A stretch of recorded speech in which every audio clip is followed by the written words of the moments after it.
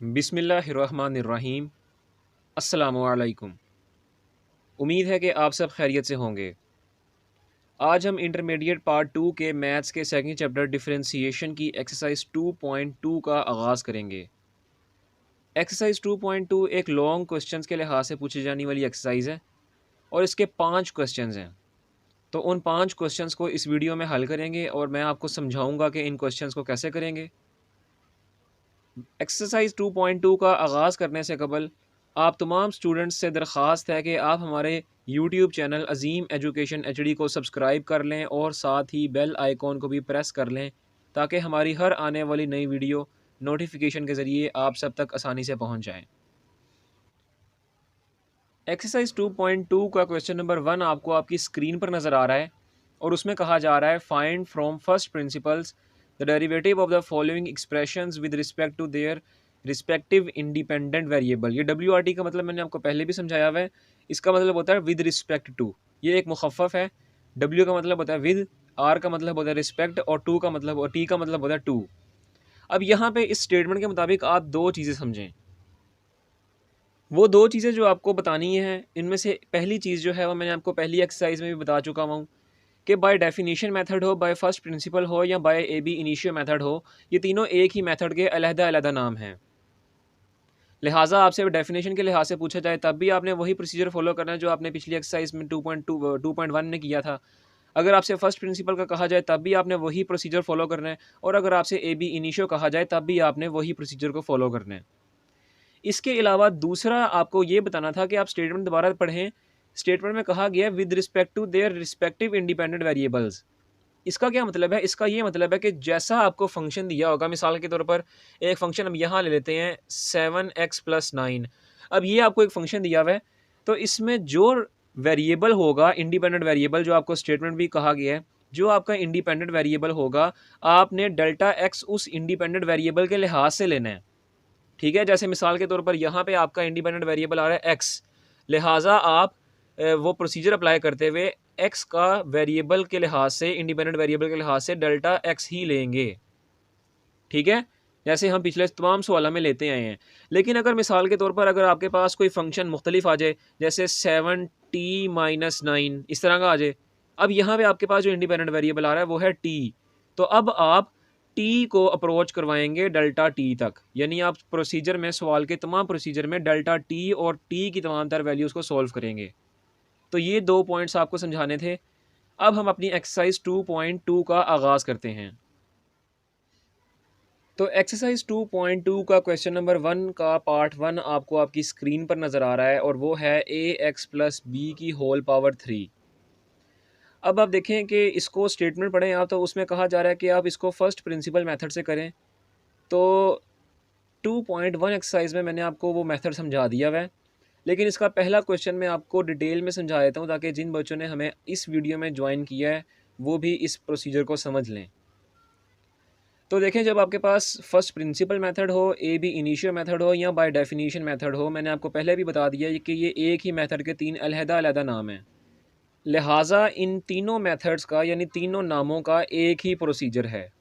ठीक है, तो कैसा प्रोसीजर है उनका कि जब भी आपको कोई भी फंक्शन दिया होगा और आपसे कहा जा रहा होगा कि आप इन्हीं तीनों नामों में से किसी एक को दिया गया नाम होगा आपको, जैसे आपको अब दिया हुआ है फर्स्ट प्रिंसिपल, और आपसे कहा जाएगा कि इसको फर्स्ट प्रिंसिपल के तहत सॉल्व करें या AB इनिशियो के तहत सॉल्व करें या बाय डेफिनेशन के तहत सॉल्व करें।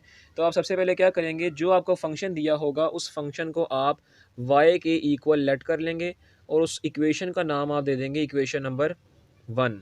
ये आपने फर्स्ट स्टेप फॉलो करना है। बिल्कुल 4 स्टेप हैं इसके, 4 स्टेप आप फॉलो करेंगे तो आपका ये क्वेश्चन हल हो जाएगा।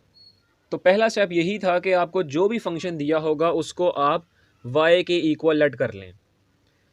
अब क्या करेंगे, दूसरा स्टेप आपके पास ये है कि y के साथ आप डेल्टा y को, और x के अंदर, x के साथ की बात नहीं कर रहा मैं, x के अंदर आप डेल्टा x की एडिशन करवाएंगे। तो x के अंदर तो यही बनता है ना, x प्लस डेल्टा x।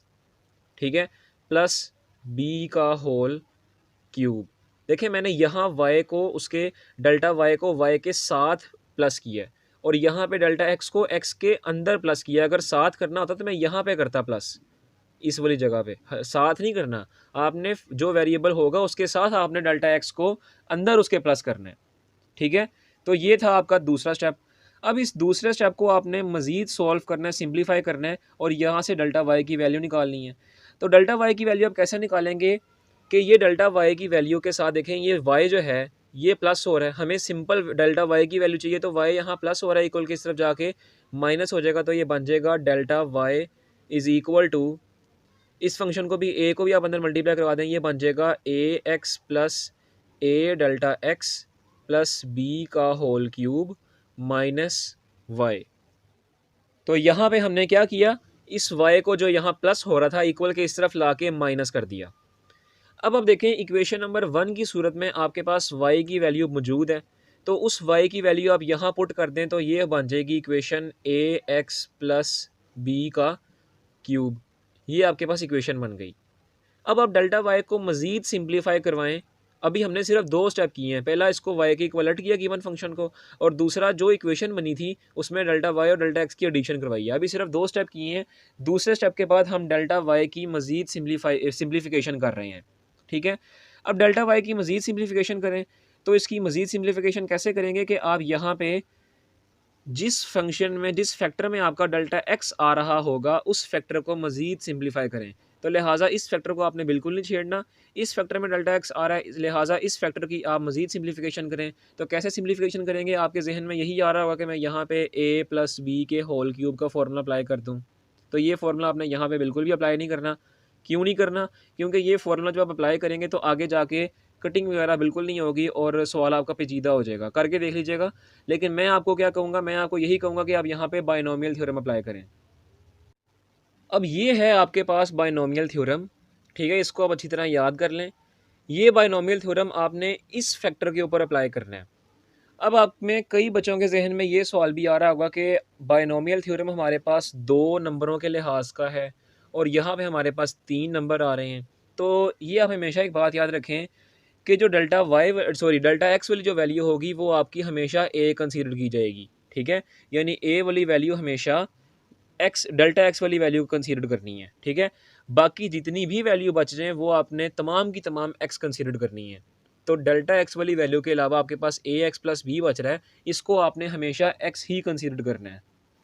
तो यूँ अब यहाँ पे हम बायनोमियल थ्योरम अप्लाई करते हैं। सबसे पहले है एक्स की पावर एन, और एन आपके पास क्या है, एन आपके पास है इस फैक्टर की होल पावर।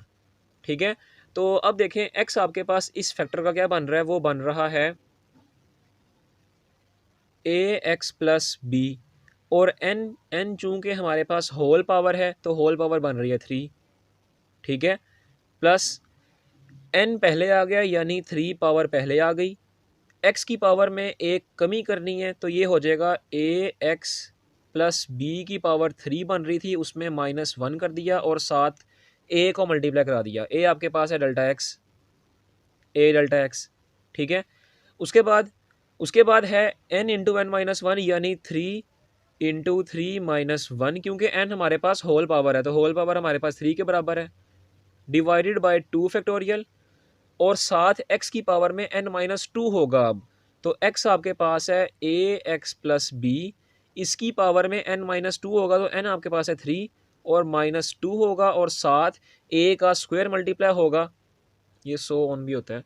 ए का स्क्वायर, ए आपके पास है ए डेल्टा एक्स तो ए का भी स्क्वायर लिया जाएगा और डेल्टा एक्स का भी स्क्वायर लिया जाएगा और प्लस सो ऑन लिखा जाएगा। सो ऑन का मतलब है कि ये फॉर्मूला जो है ये बिल्कुल कंटिन्यू है। ठीक है, प्लस कंटिन्यू है।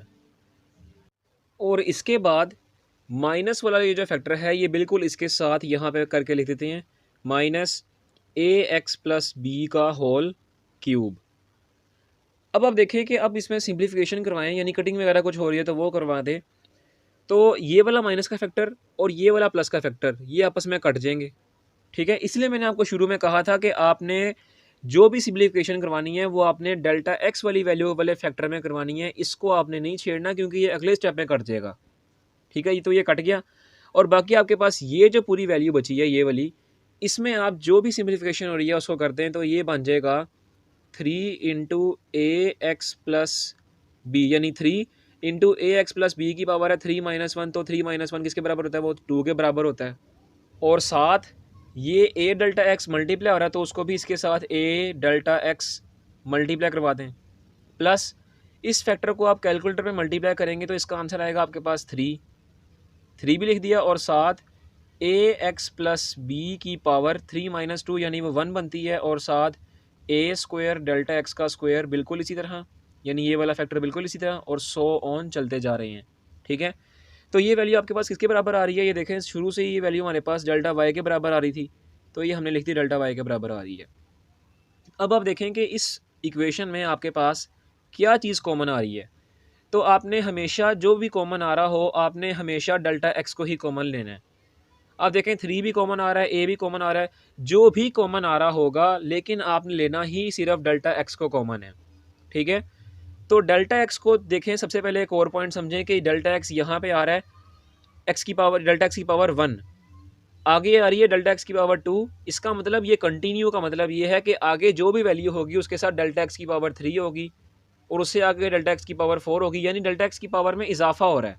ठीक है, तो एक डेल्टा एक्स की पावर हम यहाँ पे ले लेते हैं कॉमन, यानी एक डेल्टा एक्स हम कॉमन ले लिया, और अंदर आपके पास बच गया 3 into a x plus b की whole power 2 into A plus 3 into a x plus B into A square. एक डेल्टा एक्स कॉमन लिया, लिहाजा 2 थे यहाँ पे, तो एक कॉमन लेने से एक अंदर अभी भी बचा हुआ है, प्लस सो ऑन।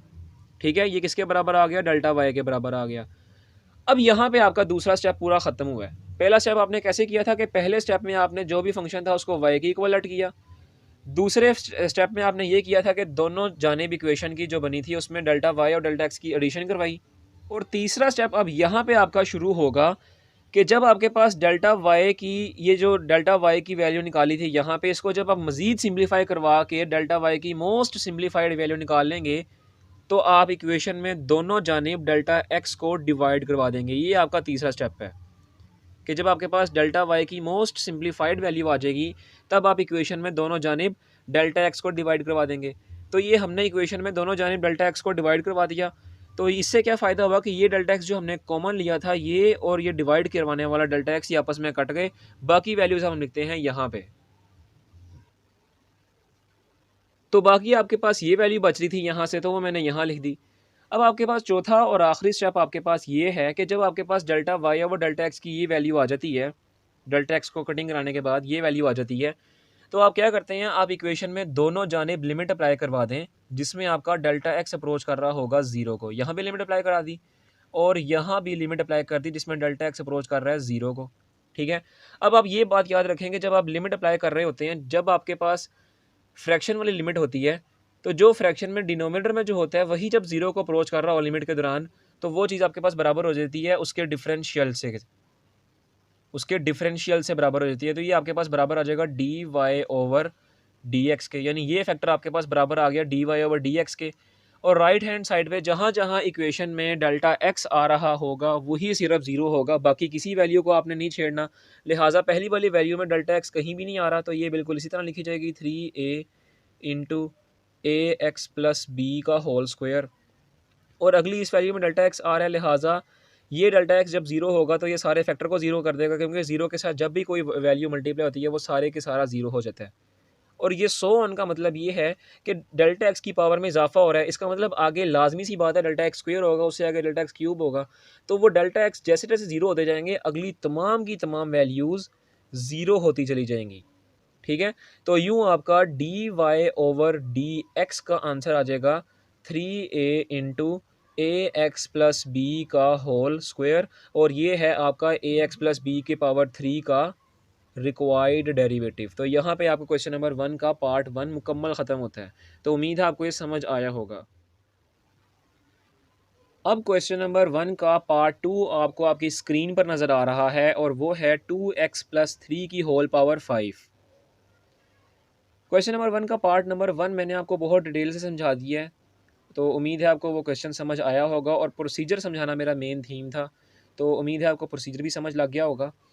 अब आप देखें आपके पास क्वेश्चन नंबर 2 है, बिल्कुल उसी तरह का प्रोसीजर है। एक्सरसाइज 2.1 और 2.2 एक दूसरे की कार्बन कॉपीज़ हैं। तो क्या करेंगे, सबसे पहले जो आपको फंक्शन दिया हुआ है इसको आप y की इक्वलेंट कर लें, इसको नाम दे दें इक्वेशन नंबर 1 का। अब y के साथ आप डेल्टा y और इस जानिब फंक्शन के अंदर आप x के अंदर डेल्टा x को ऐड करा दें +3 और होल पावर 5। अब यहाँ से डेल्टा y की वैल्यू निकालें तो ये बन जाएगी delta y is equal to 2 को भी इस फैक्टर के अंदर मल्टीप्लाई करवा दें तो ये बन जाएगा 2x plus 2 delta x plus 3 की होल पावर 5 माइनस y। अब देखें चूँकि y की वैल्यू आपके पास इक्वेशन नंबर 1 की सूरत में मौजूद है तो यहाँ पे आप डायरेक्ट y की वैल्यू पुट कर दें तो ये बन जाएगी इक्वेशन 2x प्लस 3 की होल पावर 5। तो अब आप देखें कि अब आप उस फैक्टर को सिंप्लीफाई करवाएंगे जिसमें आपका डेल्टा x आ रहा होगा, लिहाजा ये वाला वो फैक्टर जिसमें आपका डेल्टा x आ रहा है, तो उसको मज़ीद सिंप्लीफाई करवाने के लिए मैंने आपका बायनोमियल थ्योरम आपके सामने लिख दिया ताकि आपको बायनोमियल थ्योरम समझ लग जाए और इसको आप याद कर लें। तो ये आपको एक्सरसाइज 2.1 और 2.2 के लिहाज से बहुत इंपॉर्टेंट है, ठीक है। क्वेश्चन आपके इसके बगैर सॉल्व नहीं होंगे। तो क्या करेंगे, सबसे पहले आप ये करेंगे कि x की पावर n, x आपके पास है 2x प्लस 3, ठीक है। तो ये बन जाएगा 2x प्लस 3 की पावर n आपके पास है होल पावर, लिहाजा यहाँ पे होल पावर दी गई है 5 प्लस n पहले आ गया यानी पावर पहले आ गई, x की पावर n-1, x आपके पास है 2x प्लस 3, इसकी पावर है 5 में से 1 माइनस कर देंगे और साथ a आपके पास है डेल्टा x वाली वैल्यू, तो डेल्टा x वाली वैल्यू आपके पास है 2 डेल्टा x, ठीक है। तो ये इसके साथ आ गई प्लस n इंटू n-1 यानी power 5 into 5-1 divided by 2 factorial और साथ x की पावर n-2।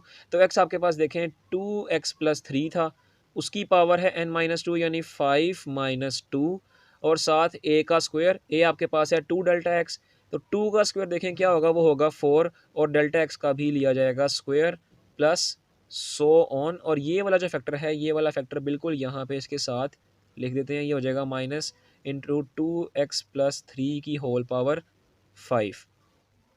अब उसके बाद देखें कि ये वाला फैक्टर नेगेटिव है, ये वाला फैक्टर पॉजिटिव है, तो ये दोनों आपस में कट गए। आपस में कट के आपके पास देखें बाकी जो वैल्यू बचेगी उसको आप मज़ीद सिंप्लीफाई करवा लें तो ये हो जाएगा 5 इंटू, ये देखें 5 into 2x plus 3, 2x plus 3 whole power है 5-1 तो वो बन जाएगी 4 मल्टीप्लाई 2 डेल्टा x प्लस, इस फैक्टर को कैलकुलेटर में सॉल्व करते हैं तो इसका आंसर आपके पास आ जाएगा 10, ठीक है। लिहाजा यहाँ पे आपके पास इसका आंसर आ गया 10 और साथ 2x प्लस 3 भी बिल्कुल इसी तरह 2x प्लस 3 पावर में देखें 5-2, इसका मतलब आंसर आ जाएगा 3 और साथ मल्टीप्लाई होगा 4 डेल्टा x का स्क्वायर प्लस सो ऑन। और ये वैल्यू आपके पास किसके बराबर आ रही है, ये वैल्यू आपके पास आ रही है डेल्टा y की, क्योंकि ये डेल्टा y ही शुरू से चलती आ रही है।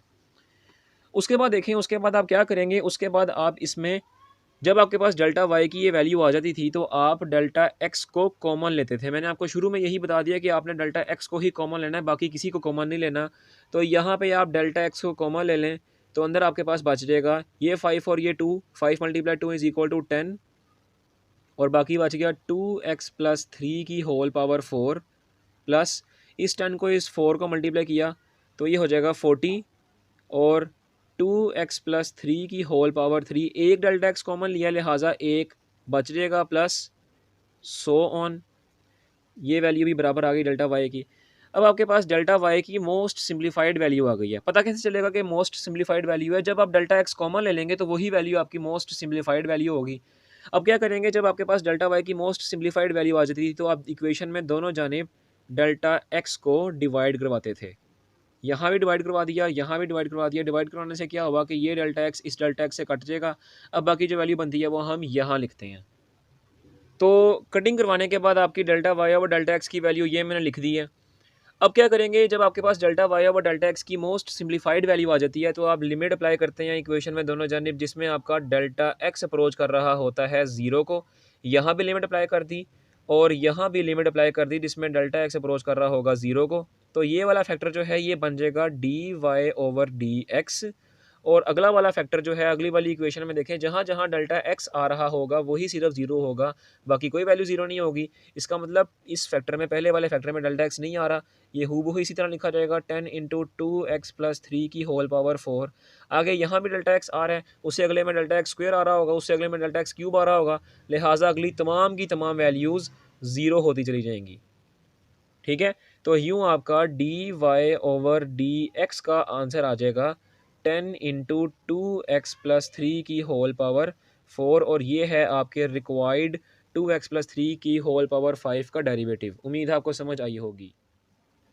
तो क्वेश्चन नंबर 1 का पार्ट 3 आपको आपकी स्क्रीन पर नज़र आ रहा है, और वो है 3t+2 की होल पावर -2। इसको भी वैसे ही सॉल्व करेंगे। सबसे पहले आपके पास जो फंक्शन होगा उसको आप y की इक्वल ऐड कर लें और इसको नाम दे दें इक्वेशन नंबर 1 का। अब आप y के साथ डेल्टा y की एडिशन करवाएंगे, और जो आपके पास फंक्शन में गिवन वेरिएबल दिया होगा उसी वेरिएबल के लिहाज से आपने डेल्टा की वैल्यू लेनी है। यहाँ पे आपके पास t वेरिएबल दिया गया है, लिहाजा आप डेल्टा t लेंगे। पहले क्वेश्चन में हमें x दिया जाता था, लिहाजा हम उसके लिहाज से डेल्टा x लेते थे। तो यहाँ पे आप टी के अंदर डेल्टा टी की वैल्यू ऐड कर दें और बाकी क्वेश्चन सारे का सारा उसी तरह रहेगा। यहाँ से अब आप डेल्टा वाई की वैल्यू निकालें, तो डेल्टा वाई की वैल्यू आपके पास कैसे आएगी, ये वाई यहाँ प्लस हो रहा है, इक्वल में इस तरफ जाके माइनस हो जाएगा, और साथ ये 3 इसको इस फैक्टर के अंदर मल्टीप्लाई करवा दें तो ये बन जाएगा 3t+3 डेल्टा टी प्लस 2 की होल पावर -2 और साथ माइनस वाई। अब आप देखें कि ये y की वैल्यू आपके पास इक्वेशन नंबर 1 की सूरत में मौजूद है, तो वो यहाँ लिखते हैं डायरेक्ट। तो ये आपके पास बन जाएगा 3t+2 की होल पावर -2। यहाँ पे आपका डेल्टा y का एक इक्वेशन आ गई है। अब आप क्या करेंगे, इसको मज़ीद सिंप्लीफाई करवाएंगे। तो मैंने आपको बताया था कि आपने उस फैक्टर के ऊपर मज़ीद सिंप्लीफिकेशन करनी है जिसमें आपका डेल्टा t आ रहा होगा या डेल्टा x आ रहा होगा। तो यहाँ पे आपका डेल्टा टी आ रहा है, लिहाजा इस फैक्टर की मज़ीद सिम्प्लीफिकेशन करें। तो सिम्प्लीफिकेशन करने के लिए मैंने आपके सामने बायनोमियल थ्योरम दोबारा से लिख दिया है, ताकि आपको ये याद हो जाए, करते करते आपको याद हो जाए। अब देखें आपके पास x क्या है, x आपके पास है 3t और +2। सबसे पहले आपसे मांगा जा रहा है x की पावर n, तो आपके पास है x 3t+2 और n आपके पास है होल पावर, तो होल पावर आपके पास है -2 प्लस n पहले आ जाएगा यानी -2 आपका पहले आ गया, x की पावर n-1 यानी 3t+2 की पावर n आपके पास है -2 और -1 फॉर्मूले का, और साथ a आपने हमेशा वो वैल्यू लेनी है जिसमें आपका डेल्टा x आ रहा हो या डेल्टा t आ रहा हो। ठीक है, तो यहाँ पे डेल्टा t वाली वैल्यू इसके साथ 3 मल्टीप्लाई हो रहा है, ये आपके साथ a कंसीडर किया जाएगा, तो यहाँ a मल्टीप्लाई हो रहा है, लिहाजा 3 डेल्टा t आपने यहाँ मल्टीप्लाई करवा दिया, प्लस n इंटू n-1 यानी -2 इंटू -2 डिवाइडेड बाई 2 का फैक्टोरियल, और आगे x की पावर n-2, तो x आपके पास है 3t+2 की पावर -2 और साथ a का स्क्वायर। a आपके पास है 3 डेल्टा t, तो 3 का स्क्वायर आपके पास लिया जाएगा 9, और डेल्टा t का स्क्वायर आपके पास होगा डेल्टा t का स्क्वायर, और प्लस सो ऑन। यहाँ पे हमने बायनोमियल थ्योरम को अप्लाई करवा दिया।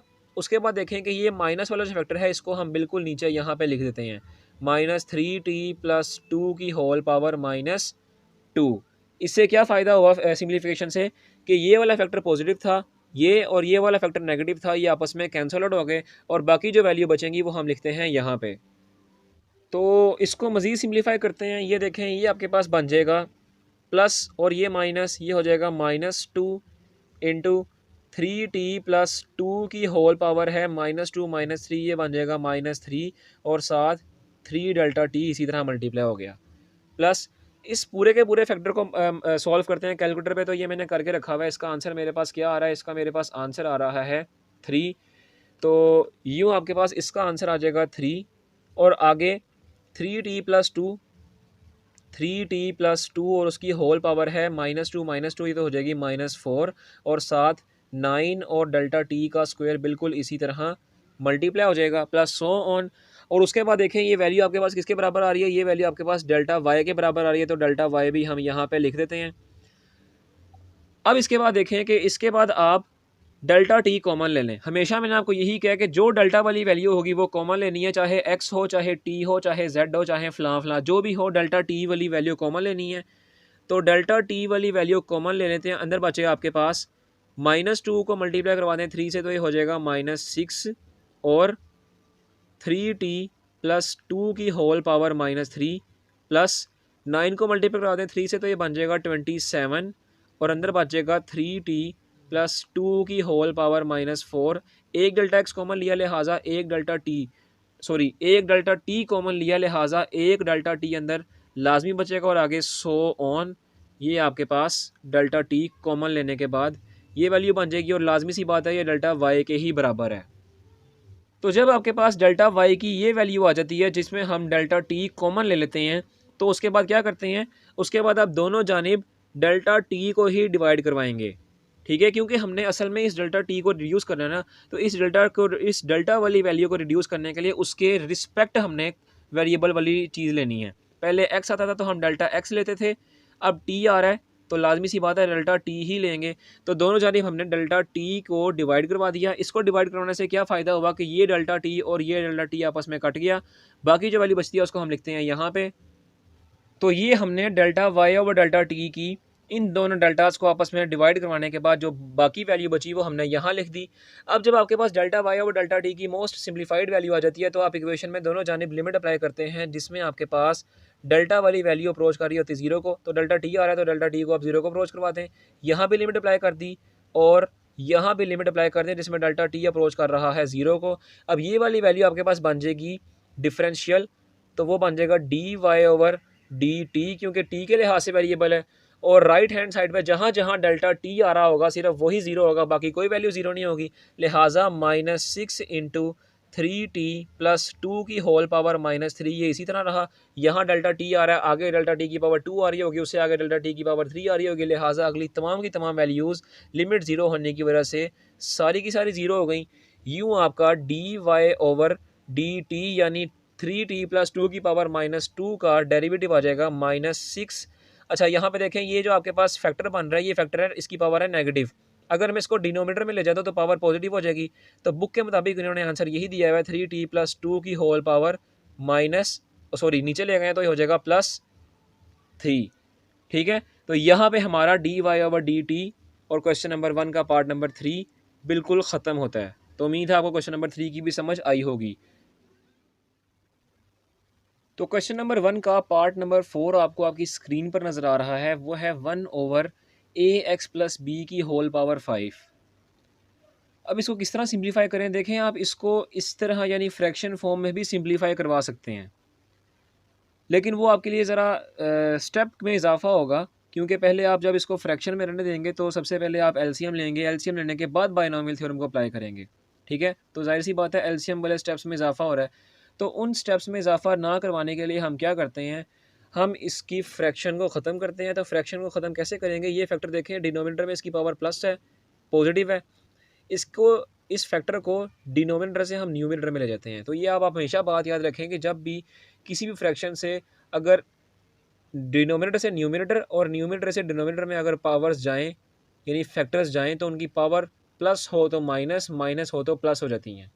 तो यहाँ देखें नीचे से ऊपर जा रही है यानी डिनोमिनेटर से ऊपर जा रही है, तो ये हो जाएगा ax प्लस बी की पावर पॉजिटिव थी नीचे, ऊपर जाने से ये हो गई -5। ठीक है, ये आप बस एक स्टेप समझ लें कि जब आपकी पावर नीचे होगी, अगर आप फैक्टर को ऊपर लेके जाएंगे तो वो पॉजिटिव है नीचे, तो ऊपर पॉजिटिव नहीं रहेगी, नेगेटिव हो जाएगी। अब आपके पास ये फैक्टर आ गया, इसको आप y की इक्वल लेट करें, ax प्लस बी की होल पावर -5, इसको y की इक्वल लेट किया, इसको नाम दे दिया इक्वेशन नंबर 1 का। अब y के साथ आप डेल्टा y को और x के अंदर आप डेल्टा x को ऐड करेंगे प्लस b और होल पावर -5। इसके बाद यहाँ से डेल्टा y की वैल्यू निकालें तो डेल्टा y की वैल्यू आपके पास आ जाएगी, और यहाँ a को भी मल्टीप्लाई करवा दें तो ये बन जाएगा ax plus a delta x plus b की होल पावर -5, और ये y यहाँ प्लस हो रहा है, ये वाला इक्वल के इस तरफ जाके माइनस हो जाएगा, तो डेल्टा y की आपके पास ये वैल्यू आ गई। अब आप देखें कि ये y की वैल्यू आपके पास इक्वेशन नंबर 1 की सूरत में मौजूद है, तो यहाँ पे ये y की वैल्यू पुट कर दें तो ये हो जाएगा ax प्लस बी की होल पावर -5। अब ये वैल्यू आपके पास आ गई डेल्टा y की। अब आप डेल्टा x वाले फैक्टर पे बाइनोमियल थ्योरम को अप्लाई करवाएं। ठीक है, तो बाइनोमियल थ्योरम के मुताबिक आपके पास x जो है वो है ax प्लस बी, और a जो है वो है आपके पास डेल्टा x वाली वैल्यू a डेल्टा x। ठीक है, तो बाइनोमियल थ्योरम को आप अप्लाई करवाएं, ये आपके पास बन जाएगा x की पावर n यानी ax प्लस बी की पावर -5, क्योंकि n आपके पास होल पावर है तो होल पावर आपको यहाँ पे -5 दी गई है, प्लस n पहले आ गया यानी पावर -5 पहले आ गई, और x की पावर में n -1 हो जाएगी। तो x आपके पास है ax प्लस बी, इसकी पावर आपके पास है -5, उसको -1 कर दें, और साथ a यानी a डेल्टा x वो यहाँ पे मल्टीप्लाई हो जाएगा, plus n into n -1 divided by 2 factorial यानी -5 इंटू -5 डिवाइडेड बाई 2 फैक्टोरियल, और x की पावर n-2, तो x आपके पास है ax प्लस बी, इसकी पावर हो जाएगी -5 -2, और साथ a का स्क्वायर यानी a डेल्टा x का स्क्वायर, तो ये हो जाएगा a स्क्वायर डेल्टा x का स्क्वायर प्लस सो ऑन। यहाँ पे हमने बाइनोमियल थ्योरम को अप्लाई करवा दिया इस फैक्टर पे, और बाकी ये माइनस वाला फैक्टर जो है ये बिल्कुल हूबहू यहाँ उतर आएगा, -ax प्लस बी की होल पावर -5। इससे क्या फ़ायदा हुआ कि सिम्प्लीफिकेशन से ये फ़ायदा हुआ कि ये वाला प्लस का फैक्टर है ये, और ये माइनस का फैक्टर है ये, आपस में कैंसल आउट हो जाएंगे, और बाकी जो वैल्यू बच जाएगी उसको मज़ीद सिम्प्लीफाई करते हैं तो ये बच जाएगा plus minus -5 into ax plus b की पावर -5 और -1, ये हो जाएगा -6 इंटू a डेल्टा x। इस वैल्यू को अब हम कैलकुलेटर पे सॉल्व करते हैं, तो इसका आंसर आ रहा है आपके पास -15। ओ सॉरी, इसका आंसर आपके पास आ रहा है +15। तो यहाँ पे आप +15 लिख दें, और साथ ax प्लस बी यानी ax प्लस बी की होल पावर -5 -2, ये हो जाएगा -7, और साथ a स्क्वायर और डेल्टा x का स्क्वायर साथ मल्टीप्लाई हो जाएगा, और ये वैल्यू आपके पास किसके बराबर आएगी, लाजमी सी बात है ये वैल्यू आपके पास डेल्टा y की वैल्यू आएगी। तो जब आपके पास डेल्टा वाई की सिंप्लीफाइड वैल्यू आ जाती है तो इसमें से आप क्या करते हैं, इसमें से आप डेल्टा एक्स कॉमन लेते हैं, तो यहाँ से डेल्टा एक्स कॉमन ले लें, तो अंदर आपके पास बच जाएगा -5a, यानी ये देखें -5a, और साथ बच गया ax प्लस बी की whole power -6 plus 15a square into ax plus b की होल पावर -7। एक डेल्टा एक्स कॉमन लिया लिहाजा एक बचेगा, और प्लस सो ऑन। यूँ आपने डेल्टा एक्स कॉमन ले लिया। जब आप डेल्टा एक्स कॉमन लेते थे तो इक्वेशन में दोनों जानिब आपने डेल्टा एक्स को डिवाइड भी करवाना होता था, तो यहाँ पे डेल्टा एक्स को डिवाइड भी करवा दिया। तो डेल्टा एक्स को डिवाइड करवाने के बाद ये डेल्टा एक्स और डिवाइड करवाने वाला डेल्टा एक्स आपस में कट जाएंगे, बाकी जो मोस्ट सिम्प्लीफाइड वैल्यू बनती है वो हम यहाँ लिखते हैं। तो यहाँ से जो मोस्ट सिम्प्लीफाइड वैल्यू आई वो मैंने यहाँ लिख दी। जब आपके पास delta Y over delta X की मोस्ट सिम्प्लीफाइड वैल्यू आ जाती है तो आप दोनों जानिब इक्वेशन में लिमिट अप्लाई करते हैं, जिसमें आपके पास डेल्टा एक्स अप्रोच कर रहा होता है 0 को, यहाँ भी लिमिट अप्लाई कर दी, और लेफ्ट हैंड साइड पर भी हमने लिमिट अप्लाई कर दी। तो ये वाला पूरा का पूरा फैक्टर आपके पास बन जाएगा d Y over d x, और राइट हैंड साइड पे जहाँ जहाँ आपके पास डेल्टा एक्स आ रहा होगा वही वही ज़ीरो होगा, बाकी कोई वैल्यू ज़ीरो नहीं होगी, लिहाजा -5a into ax plus b की होल पावर -6, ये बिल्कुल इसी तरह रहेगा। आगे यहाँ भी डेल्टा एक्स आ रहा है, उसके आगे डेल्टा एक्स स्क्वायर आ रहा होगा, तो लिहाजा लिमिट अप्लाई करने की वजह से तमाम की तमाम अगली वैल्यूज़ ज़ीरो होती चली जाएंगी। तो यूँ आपका D Y over d x का आंसर आ जाएगा -5a। अब ये देखें ये फैक्टर दोबारा से नेगेटिव है, अगर मैं इसको डिनोमिनेटर में ले जाए तो ये हो जाएगा पॉजिटिव, तो ये बन जाएगा ax प्लस बी की होल पावर 6। यूँ आपका क्वेश्चन नंबर 1 का पार्ट 4 और ax प्लस बी की होल पावर -5 का, या आप ये भी कह लें 1/ax प्लस बी की होल पावर 5 का रिक्वायर्ड डेरिवेटिव यहाँ पे लिया जा चुका है। तो उम्मीद है आपको ये क्वेश्चन भी समझ आया होगा। एक्सरसाइज 2.2 का लास्ट क्वेश्चन, क्वेश्चन नंबर 1 का पार्ट नंबर 5 आपको आपकी स्क्रीन पर नज़र आ रहा है, और वो है 1/a into Z minus B की होल पावर 7 इसको भी पिछले क्वेश्चन की तरह ही करेंगे। सबसे पहले क्या करें, इसकी फ्रैक्शन आप ख़त्म करें और जो नीचे वाला फैक्टर है इसको आप ऊपर ले जाएँ, न्यूमरेटर में ले जाएँ, ताकि आपकी जो पावर है वो नेगेटिव हो जाए लेकिन आपकी फ्रैक्शन ख़त्म हो जाए। तो ये आपका बन जाएगा a into Z minus B की होल पावर -7। अब आप ये जो फैक्टर आया है इसको आप y की इक्वलेंट कर लें, a into Z minus B की होल पावर -7, ठीक है। अब y के साथ डेल्टा y और यहाँ पे अब आपका इंडिपेंडेंट वेरिएबल आ रहा है z, तो लिहाजा z को आप डेल्टा z के थ्रू अप्रोच करेंगे, डेल्टा z के थ्रू, ठीक है। तो लिहाजा z के साथ आप a इंटू जेड के साथ आप डेल्टा z को प्लस कर देंगे, एडिशन कर देंगे, प्लस डेल्टा z और माइनस b की होल पावर -7 बिल्कुल इसी तरह रहेगा। अब यहाँ से आपकी डेल्टा y की वैल्यू निकालेंगे तो डेल्टा y की वैल्यू के लिए क्या करेंगे, ये y की वैल्यू यहाँ प्लस हो रही है, इक्वल की तरफ ले जाए माइनस हो जाएगी और साथ a को भी इस फैक्टर में मल्टीप्लाई करवा दें तो ये हो जाएगा a into Z plus a delta z minus b की होल पावर -7 माइनस y, क्योंकि ये y यहाँ प्लस था इक्वल की तरफ आके माइनस हो गया।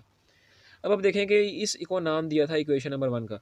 अब देखें इक्वेशन नंबर 1 की सूरत में आपके पास y की वैल्यू मौजूद है, उसको आप वहाँ से उठा के यहाँ पुट कर दें तो ये आपके पास बन जाएगा ए जेड माइनस बी की होल पावर -7, ठीक है।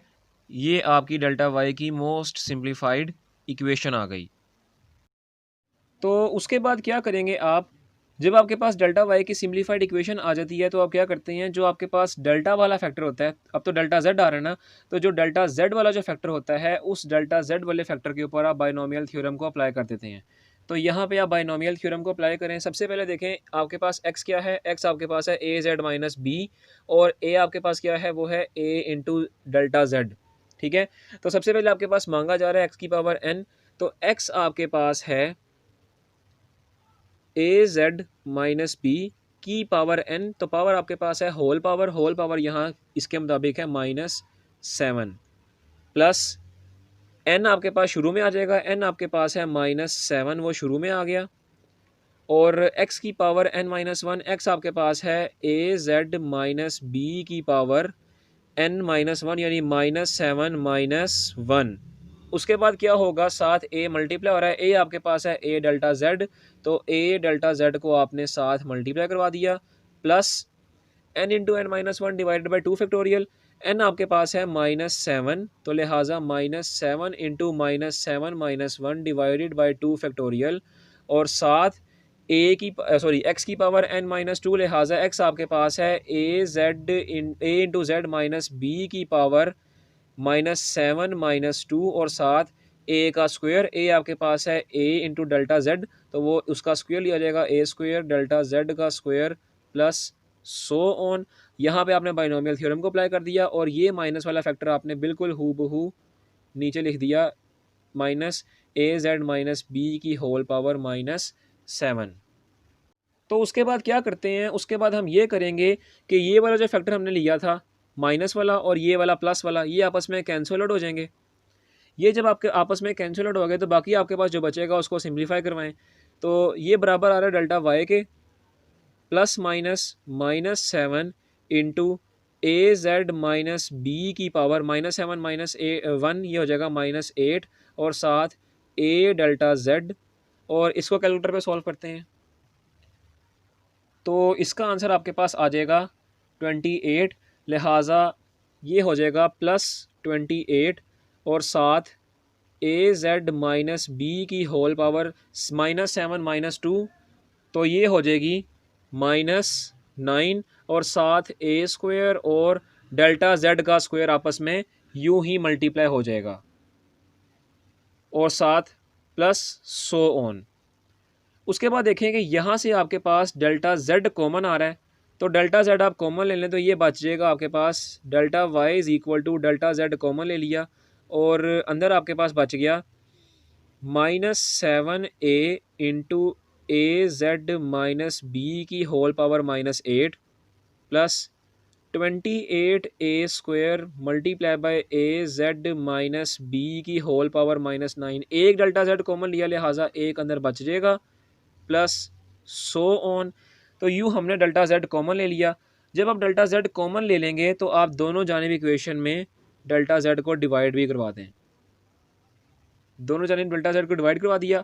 ये डेल्टा जेड इस डेल्टा जेड से कट गया। अब आपके पास जो बाकी सिम्प्लीफिकेशन होगी वो हम यहाँ पे करते हैं। तो डेल्टा जेड और डेल्टा जेड की कटिंग के बाद जो वैल्यू बची वो हमने यहाँ लिख दी। अब आपके पास delta Y over delta Z की मोस्ट सिम्प्लीफाइड वैल्यू आई है। अब आप क्या करें, आप इस इक्वेशन में दोनों जानिब लिमिट अप्लाई कर दें, जिसमें आपका डेल्टा जेड अप्रोच कर रहा होगा ज़ीरो को, यहाँ पे लिमिट अप्लाई कर दी, और लेफ्ट हैंड साइड में भी आप लिमिट अप्लाई कर दें जिसमें आपका डेल्टा जेड अप्रोच कर रहा होगा ज़ीरो को।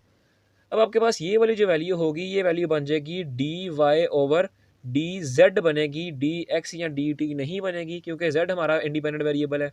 और यहाँ पे राइट हैंड साइड पे आप डेल्टा एक्स जहाँ जहाँ आ रहा होगा, सॉरी डेल्टा जेड जहाँ जहाँ आ रहा होगा उसको ज़ीरो कर दें, और जो वैल्यू डेल्टा जेड के बगैर हैं उनको आप बिल्कुल इसी तरह लिख दें, यानी ये -7a into A Z minus B की होल पावर -8, ये बिल्कुल इसी तरह रहेगी। आगे डेल्टा जेड आ रहा है, उसके आगे डेल्टा जेड का स्क्वायर आ रहा होगा, लिहाजा अगली तमाम की तमाम वैल्यूज़ लिमिट ज़ीरो होने की वजह से सारी की सारी ज़ीरो हो जाएंगी। यूँ आपका D Y over D Z जो होगा, अब आप देखें ये वाला फैक्टर दोबारा इसकी पावर नेगेटिव है तो इसको डिनोमीटर में ले जाएँ, ये हो जाएगा -7a divided by A into Z minus B की होल पावर 8। यूँ आपका 1 over A Z minus B की होल पावर 7 का डेरिवेटिव आ जाएगा -7a divide by A Z minus B की होल पावर 8। यहाँ पे हमारा एक्सरसाइज 2.2 का मुकम्मल अख्ताम होता है। तो उम्मीद है कि आपको हमारा आज का लेक्चर समझ आया होगा। जो हमने क्वेश्चंस करवाए हैं उनकी आपको समझ लगी होगी, और हमने आपको जो डिटेल में पढ़ाया है वो भी आपको समझ आया होगा और आपको अच्छा लगा होगा।